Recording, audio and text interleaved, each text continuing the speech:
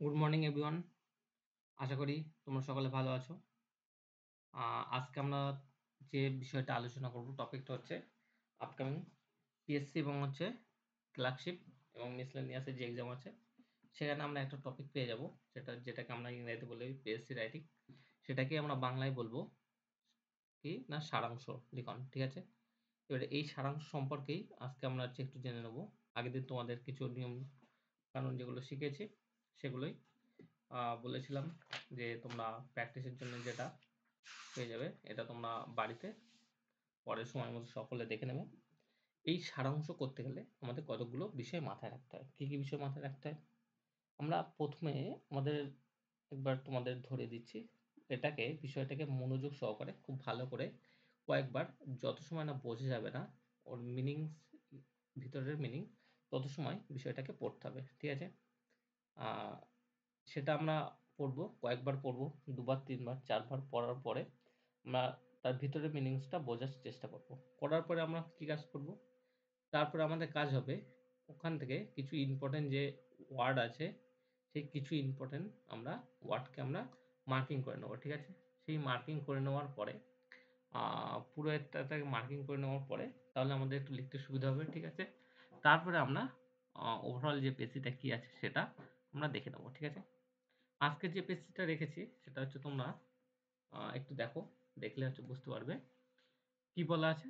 বলা আছে, চরিত্র শুধু মানব জীবনের অলংকার নহে, ইহা আবার একটি অমূল্য সম্পত্তিও। আমাদের পার্থিব ধনসম্পত্তির মূল্য নির্ধারণ করা যায়, কিন্তু চরিত্রের কোনো মূল্য নির্ধারণ করা যায় না। চরিত্রবান লোক নির্ধন হলেও ধনীর ন্যায় সম্মান লাভ করিয়া থাকেন। চরিত্র বলে মানুষ বহুর উপরে আধিপত্য স্থাপন করে। ধনী ধন লইয়া সকল সময় শান্তি লাভ করিতে পারে না, কিন্তু চরিত্রবান যে চরিত্র, সে চরিত্র ধনে ধনী ব্যক্তি সততই চিত্তের শান্তি লাভ করিতে পারেন। চরিত্র মানুষের মনুষ্যত্বের উপাদান, সুতরাং চরিত্রই মানব জীবনের শ্রেষ্ঠ সম্পদ, একমাত্র কাম্যবস্তু। কি বলেছে এখানটা থেকে? আমরা কি কতটা বুঝতে পেরেছি জানি না, ঠিক আছে? আমি আবার এটাকে একবার পড়ার চেষ্টা করছি। এবার একটু ভেঙে বলছি। বলছি, চরিত্র শুধুমাত্রই মানব জীবনে অলংকার নহে, মানে এটা যে তো আমাদের মানব জীবনটাকে পরিচালিত করে, এটাকে আমরা কোনো কিছু দিয়ে অলংকার করলে তার যেমন রূপে গুণে প্রকাশিত হয় সেটা তেমন নহে। তাহলে এটা কি? বলছে ইহার আবার একটি অমূল্য আবার একটি অমূল্য সম্পত্তিও, ঠিক আছে? তাহলে এটা যদি কোনো অলংকার না হয়, এটা যদি একটা অমূল্য সম্পত্তি হয়, তাহলে আমরা বলতে পারি এই ওয়ার্ডটা একটা ইম্পর্টেন্ট একটা ওয়ার্ড। তাহলে এখানটাতে আমরা এটাকে দাগ করছি, দেখাচ্ছি যে অমূল্য হচ্ছে সম্পত্তি। কি বলছি? এটা একটা অমূল্য সম্পত্তিও। তাহলে যে কোনটা অমূল্য সম্পত্তি? এটা হচ্ছে যে চরিত্রটা হচ্ছে একটা অমূল্য সম্পত্তি। ক্লিয়ার? আমাদের পার্থিব ধন সম্পত্তির মূল্য নির্ধারণ করা যায়। এই কথার অর্থ কি? না, আমাদের কাছে কত টাকা আছে, কি আছে, ব্যাংক ব্যালেন্স, অর্থ সম্পদ কি আছে, সবকিছু সেগুলো আমরা চাইলে পরিমাপ করতে পারি। কিন্তু চরিত্রের মূল্য নির্ধারণ করা যায় না, ঠিক আছে? কেন? একজনের চরিত্র সেটা একমাত্র সেই ছাড়া অন্য কেউ এটাকে সম্পর্কে জানে না, ঠিক আছে? সুতরাং সেটাকে নির্ধারণ করা সম্ভব নয় আমাদের পক্ষে। তারপরে কি বলছে? চরিত্রবান লোক তিনি হচ্ছে নির্ধন হলেও ধনীর ন্যায় সম্মান লাভ করিয়া থাকেন। মানে এই ক্ষেত্রে কিন্তু এই একটা কথা কিন্তু খুব ইম্পর্টেন্ট, গুরুত্বপূর্ণ কথা বলেছে কি, যিনি চরিত্রবান লোক তিনি কি, যদি নির্ধন হন, মানে কি, তার কাছে যদি বিশাল অর্থ সম্পত্তি টাকা পয়সা না থাকে, তাহলেও কিন্তু তিনি কি একজন ধনী ব্যক্তির সমান ধনীর ন্যায় সম্মান লাভ করিয়া থাকে। মানে দুজনার কিন্তু সম্মানটা কিন্তু আমরা একই মাপকাঠিতে বা একই সমতুল্য বলে আমরা তুলনা করতে পারি। বলছে চরিত্র বলে মানুষ বহুর উপরে, না এটা হচ্ছে বহু উপরে, এটা হচ্ছে শুধু হচ্ছে বোঝাচ্ছে যে বহু উপরে আধিপত্য স্থাপন করে। চরিত্র বলে মানুষ কিন্তু অনেক উপরে কি স্থাপন থেকে করতে পারে। বলছে ধনী ধন লইয়া সকল সময় শান্তি লাভ করিতে পারে না। ঠিক আছে, একজনের কাছে প্রচুর অর্থ সম্পদ টাকা পয়সা সবকিছু আছে, কিন্তু সেটাই কিন্তু অর্থ সম্পদ টাকা পয়সা সবকিছু কিন্তু শান্তির হচ্ছে মূল কারণ কিন্তু নয়। ঠিক আছে, কিন্তু শান্তির হচ্ছে মূল কারণ নয়। ঠিক আছে, সেটা শান্তির মূল কারণ নয়। তাই বলছে কিন্তু চরিত্র হচ্ছে থেকে ধনী হচ্ছেন ব্যক্তি সততই চিত্তের শান্তি লাভ করিতে পারেন। ঠিক আছে, তাহলে এই যে কথাটা আমরা এখান থেকে বলতে পারি, তাহলে যিনি হচ্ছে ধনী হন তিনি শান্তি লাভ করতে পারছেন না। পারছেন না। আর যিনি চরিত্রবান হচ্ছেন তিনি সততই চিত্তের শান্তি হচ্ছেন তিনি লাভ হচ্ছেন থেকে করিয়া হচ্ছেন থেকে থাকেন। ঠিক আছে, তারপরে এটা আমরা বলবো যে চরিত্র মানুষের মনুষ্যত্বের উপাদান। একটা খুব কিন্তু সুন্দর কথা বলেছে যে চরিত্রই মানুষের মনুষ্যত্ব, সেটাকে আমরা আহ, আমরা এর সাহায্যে কি চরিত্রের সাহায্যে মানুষের মনুষ্যত্ব সম্পর্কে আমরা সেটাকে আমরা যাচাই করতে পারি। সুতরাং কি বলছে যে চরিত্রই মানব জীবনে শ্রেষ্ঠ সম্পদ এবং একমাত্র হচ্ছে কাম্য বস্তু। ঠিক আছে, তাহলে এই যে আমরা কয়েকটা লাইন দেখালাম, এর থেকে আমরা কি লিখতে পারি, এর থেকে আমরা কি লিখতে পারি। ঠিক আছে, আমরা টাইটেলটা সম্পর্কে আমরা একটা টাইটেল দিয়েছি। ঠিক আছে, এটা তোমরা দেখো। ঠিক আছে, আর তোমাদের যদি কিছু মনে হয় সেটা তোমরা নিজেরা হচ্ছে লিখবে। ঠিক আছে, দেখো আমি এটা কিভাবে লিখেছি, এটা হচ্ছে বলে কেমন লাগছে। ঠিক আছে, লেখাটা দেখো। ঠিক আছে, ঠিক আছে, দেখো আমরা কিভাবে এটাকে আমরা লিখতে পারি, কিভাবে গুছিয়ে গুছিয়ে লিখবো। দেখো বলছে শিরোনামে কি বলছে, শিরোনামটা দেওয়া হচ্ছে চরিত্র জীবনের শ্রেষ্ঠ সম্পদ। তাহলে এখানটার থেকে এত সময় যেটা সম্পর্কে আমরা আলোচনা করছিলাম, কি আলোচনা করছিলাম যে দুজন ব্যক্তির মধ্যে তুলনা, কার কার মধ্যে, একটা ধনী ব্যক্তি আর একটা হচ্ছে চরিত্রবান হচ্ছে ব্যক্তি। একজন ধনী ব্যক্তি তিনি প্রচুর সম্পদের মালিক, প্রচুর অর্থের মালিক, কিন্তু একজন চরিত্রবান লোক তিনি প্রচুর হচ্ছে অর্থের মালিক নয়, প্রচুর সম্পদের মালিক নয়, কিন্তু দুজনের কি হচ্ছে আমরা কি হচ্ছে সমান থেকে মর্যাদার আসনে প্রতিষ্ঠা করেছি দুজনকে। ঠিক আছে, দুজনকে আমরা কি সমান মর্যাদার আসনে প্রতিষ্ঠা করেছি। তাহলে এই যে দুজনকে আমরা সমান মর্যাদার আসনে প্রতিষ্ঠা করলাম, তাহলে আমরা কিভাবে লিখছি দেখো। তাহলে শিরোনামটা কি দিচ্ছিলাম, শিরোনামটা প্রথমেই আমরা যেটাকে দেব সেটা হচ্ছে শিরোনামটা কি দাঁড়াচ্ছে, শিরোনামটা দাঁড়াচ্ছে যে চরিত্র জীবনের শ্রেষ্ঠ সম্পদ। তাহলে এখানটা থেকে যেটা চরিত্র সেটা হচ্ছে কি জীবনের হচ্ছে শ্রেষ্ঠ সম্পদ হয়ে দাঁড়াচ্ছে কোনটা না চরিত্রটা। কি লিখলাম, লেখা হয়েছে দেখো, সেটা হচ্ছে বলছে চরিত্র মানব জীবনের ভূষণ ও অমূল্য সম্পদ। একদম প্রথমে যদি আমরা দেখি, আমরা পেজটিতে একটা কথা কিন্তু মার্কিং করেছিলাম দেখো, সেই যে একটা বলছে চরিত্র শুধু মানব জীবন অলঙ্কারই নহে, ইহা আবার একটি অমূল্য সম্পত্তিও। তাহলে অমূল্য সম্পত্তি কাকে বলা হয়েছে, চরিত্রকে।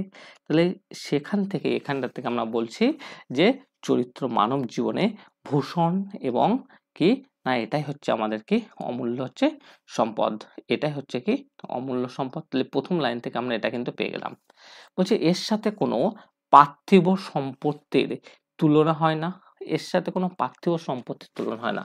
মানে চরিত্রবান হচ্ছেন থেকে ব্যক্তি যে তিনি তার যে বৈশিষ্ট্য, ঠিক আছে, তার সাথে একজন ধনী ব্যক্তির যে অর্থের যে তুলনা, সেটাকে আমরা কোনো দিন কিন্তু যে পার্থিব সম্পত্তি মানে বাস্তবে, ঠিক আছে, পৃথিবীতে আমরা যে সম্পত্তি পাবো, ঠিক আছে, অর্থ টাকা পয়সা, তার সাথে আমরা কিন্তু তুলনা করলে এটা কিন্তু চলবে না।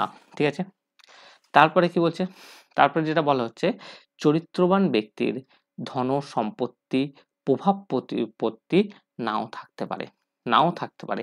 মানে এখানটাতে সেই কথাটা তো এখানেই বলা হয়েছে যে যদি আমরা দেখি যে চরিত্রবান লোক নির্ধন হলেও ধনীর ন্যায় সম্মান লাভ করিয়া থাকেন। তাই এখানটার থেকে লেখা হয়েছে যেটা, এটা হচ্ছে চরিত্রবান হচ্ছে ধনীর হচ্ছেন ব্যক্তির ধন সম্পত্তি প্রভাব প্রতিপত্তি নাও থাকতে পারে, মানে থাকতেও পারে আবার নাও থাকতে পারে, ঠিক আছে। এবার যদি নাও থাকে তাহলে আমরা কি বলবো, তাহলে আমরা যেটা বলবো এখানটা থেকে যেটা বলা হয়েছে, নাও থাকতে পারে কিন্তু মনে চির প্রশান্তি বা শান্তি থাকে, মানে তার টাকা পয়সা না থাকলেও সে শান্তিতে থাকে, এতে সে মনুষ্যত্বের স্বাদ পায় এবং তাহার জীবন সার্থক হয়। এবং এখানটার থেকে আমরা যে লাইনটা দাগিয়েছিলাম, দেখো তোমরা দেখলেই বুঝতে পারবে তাহলে কার সম্পর্কে বলছে, চরিত্রের মনুষ্যত্বের উপাদান এবং এই যে চরিত্র ধনে ব্যক্তি সততই চিত্তের শান্তিতে লাভ করিতে পারেন। সুতরাং এই জিনিসটা এখানটার থেকে লেখা হয়েছে, যে কি লেখা হয়েছে দেখো, এইটাই লেখা হচ্ছে, এতেই তিনি কিছু মনে চির প্রশান্তি থাকে, এতে সে মানুষত্বের স্বাদ পায় এবং জীবন সার্থক হয়, এবং তার জীবন যেটা হচ্ছে সেটা হচ্ছে কি, এর ফলে কি হয় না, এটা সার্থক হয়। তাহলে এই পর্যন্ত বোঝা গেছে। এরপরে কি হয়েছে, এরপরে বলছে তাই চরিত্রবান হওয়ার সাধনাই মানুষের শ্রেষ্ঠ সাধনা। সুতরাং এই যে চরিত্রবান যে হওয়া, এটা গঠিত হওয়ার যে সাধনা, এটাকেই বলা হচ্ছে না শ্রেষ্ঠ সাধনা। তার মানে তাহলে তোমরা দেখলে এই যে পেসিটা সারসংক্ষেপটা আমরা কত সুন্দরভাবে হচ্ছে লিখলাম, ঠিক আছে। এটা তোমরা বাড়িতে প্র্যাকটিস করবে, ঠিক আছে, এটা তোমরা হচ্ছে দেখবে, ঠিক আছে। তাহলে আশা করবো এটা নিশ্চয়ই সকলের ক্লিয়ার হয়েছে, এখানে কারো কোনো ডাউট নেই, ঠিক আছে। চলো নেক্সট আমরা আরেকটা দেখে নেবো, ঠিক আছে। আজকে আরেকটা দেখে নেবো, দুটো পেসি আমরা দেখে নেবো, ঠিক আছে। নেক্সট 2 নম্বর পেসিটা কি আছে দেখে নেবো। দেখো চলো 2 নম্বর পেসিটা হচ্ছে এটা, দেখো এখানটা কি বলছে, তো তোমরা হচ্ছে পড়ো। কি বলছে, হে ভারতের শ্রমজীবী, হে ভারতের শ্রমজীবী, তোমার নীরব অনবরত নিন্দিত পরিশ্রমের ফলস্বরূপ Babylon, Iran, Alexandria, Greece, Rome, Venice, Genoa, Baghdad, Samarkand, Spain, Portugal, Farsi, Denmark, ওলন্দাজ ও ইংরেজদের ক্রমান্বয়ে আধিপত্য ও ঐশ্বর্য। তার মানে কি বলছে, হে ভারতের শ্রমজীবী, তোমার মানে যারা পরিশ্রম করে খেটে খায় দিন আনা দিন খাওয়া, তাদের যে শ্রম, তাদের যে রক্ত ঘামানো পরিশ্রম, ঠিক আছে, সেটা হচ্ছে নীরব, অনবরত, মানে তারা কোনো বিশ্রামহীন কাজ করে, অনবরত নিন্দিত, মানে তাদের সব সময় তারা প্রচুর পরিশ্রম করা সত্ত্বেও তাদেরকে আমরা কিন্তু সবসময় অবদলিত করি, পায়ের নিচে আমরা পিষে দিই, তাদের হচ্ছে সুনাম আমরা গাই না, সেটাই বলছে অনবরত নিন্দিত। পরিশ্রমের ফলস্বরূপ, এর ফলেই আমরা যে এখানে নাম বলেছি কিছু, Babylon, Iraq, Alexandria, Greece, Rome, Venice, Spain, Baghdad, Portugal, Farsi, Denmark, ওলন্দাজ, ইংরেজরা, এদের হচ্ছে কি ক্রমান্বয়ে আধিপত্য এবং ঐশ্বর্য এটা বেড়ে চলেছে।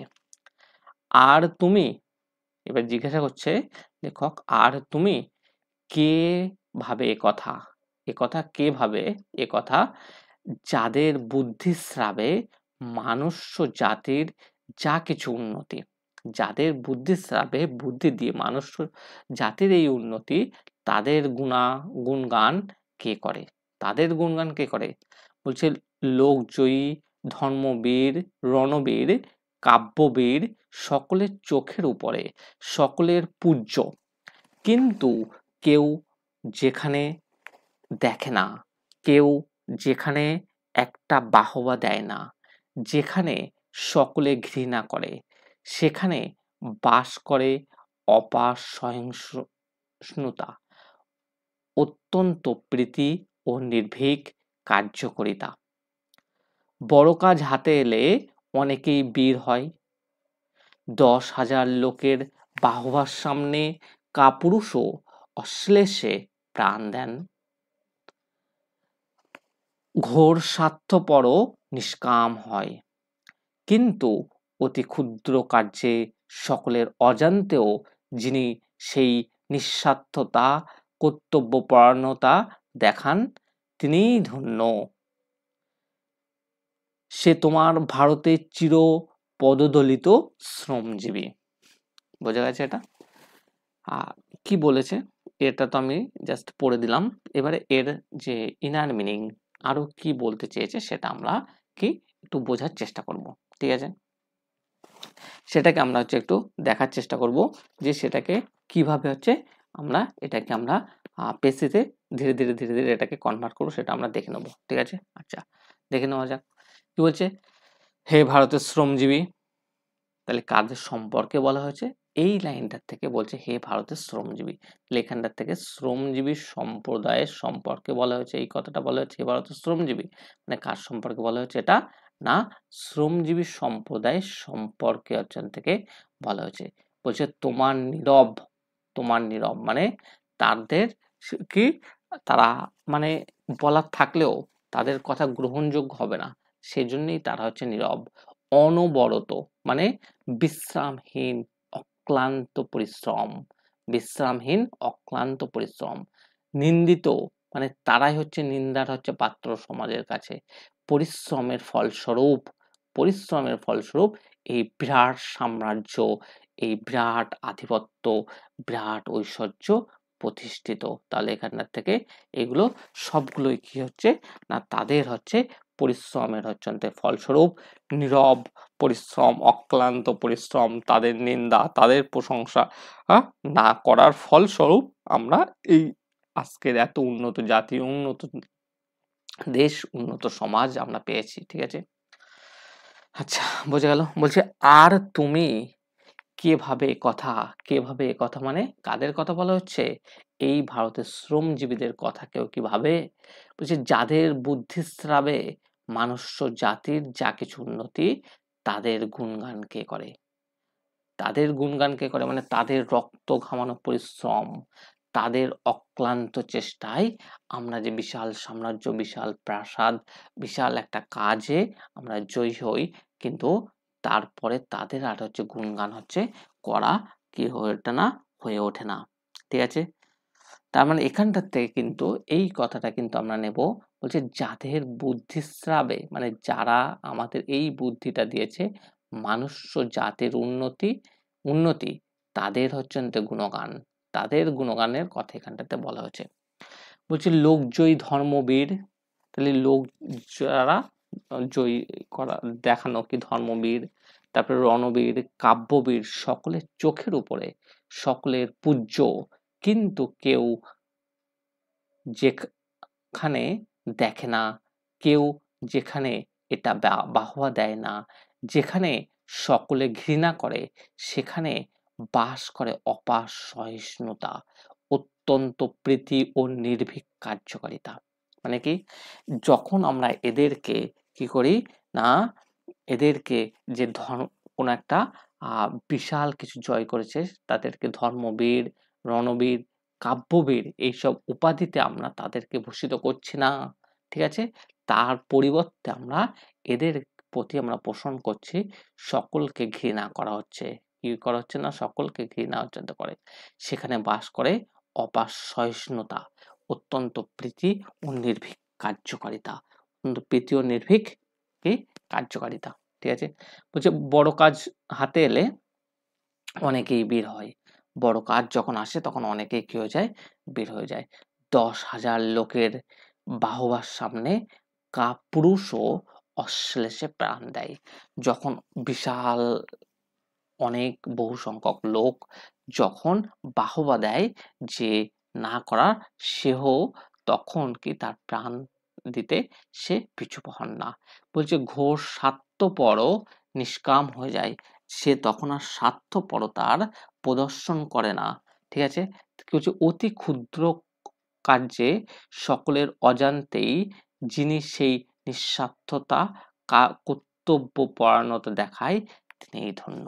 ঠিক আছে, তাহলে এটা হচ্ছে লোক দেখানো না, ঠিক আছে, কাপুরুষতা, মানুষের সামনে গিয়ে 10,000 লোকের সামনে সেখানে প্রাণ দেওয়া না, আদতে বলছে অতি ক্ষুদ্র যদি সে কাজটা ছোট হয়, সকলের অজান্তেই সকলের অজান্তেই যিনি সেই নিঃস্বার্থতা কর্তব্যপরায়ণতা দেখায় তিনিই হচ্ছেন ধন্য। তিনিই হচ্ছে ধন্য। ঠিক আছে, তাহলে যিনি দেখান তিনিই হচ্ছে ধন্য। সে তোমরা ভারতের চির পদদলিত শ্রমজীবী। এটা কারা? সেটাই হচ্ছে এই শ্রমজীবী।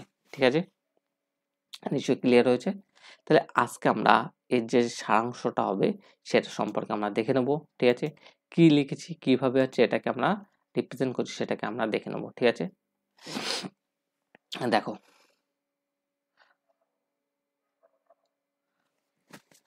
কি লেখা হচ্ছে, শিরোনামটা দেওয়া হচ্ছে শ্রমজীবী মানুষের মহত্ব। ঠিক আছে, তাহলে এখানটার থেকে এটার কাদের সম্পর্কে বলা আছে? শ্রমজীবী মানুষ সম্পর্কে, তাদের জীবন ত্যাগ। ঠিক আছে, তাদেরই কি সম্পর্কে বলা হচ্ছে? তাদেরই মহত্ব, তাদেরই গুণাগুণ, তাদেরই হচ্ছে অক্লান্ত পরিশ্রম, তাদেরই সম্পর্কে বলা হচ্ছে। সুতরাং তার জন্য শিরোনামটা করা হয়েছে শ্রমজীবী মানুষের মহত্ব। কি বলা হচ্ছে?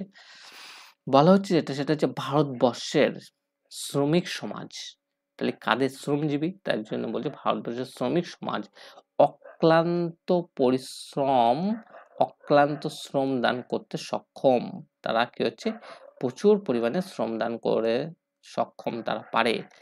এদের শ্রম ও সেবার ফলেই কি হচ্ছে?